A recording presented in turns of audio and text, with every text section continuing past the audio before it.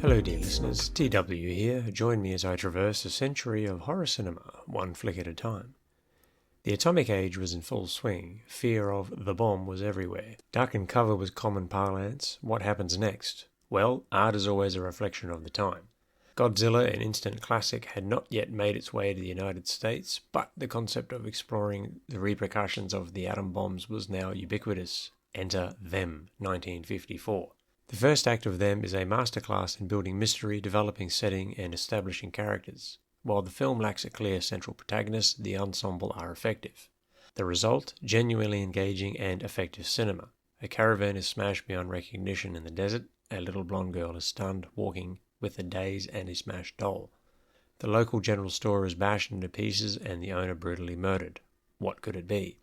The opening scenes are reminiscent of some future endeavours. If James Cameron of Aliens 1986 fame and the team behind Tremors 1990 never saw this picture, I'll eat my hat. The young girl from the beginning all but says the iconic "they mostly come at night," and the desert scenes and setting of the world and circumstances are straight from Tremors. So if this is all iconic and well made, what does it mean for the rest of the picture? By the half-hour mark, the main players and audience have met the killers. So what are them? Giant ants. The appearance is well shot, a sudden strike on one of our main characters. The problem? The ants are big puppets and they are adorable.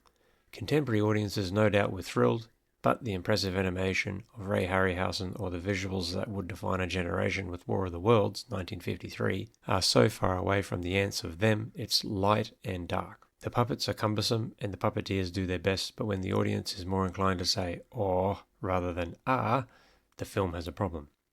The liberal use of the infamous Wilhelm scream adds to the silly nature of some of the action scenes. Perhaps the unintended humour adds to the enjoyment. The procedural nature of the second act as the experts arrive are also effective, but a little dry. They were certainly common of the era. Military experts get together and discuss the next course of action. The final act includes men with flamethrowers, torching eggs and ants alike. Again, the Aliens 1986 references are abound. The ending is exciting. Well put together action and high stakes of saving the world plus 2 missing children are enough to engage. Considered one of the first and best of the American atomic monster flicks, Them was well received and successful enough to inspire dozens of derivative pictures. Historically significant and technically proficient, Them gets plenty of thrills and a handful of unintended laughs that ensure ample entertainment. Enjoy.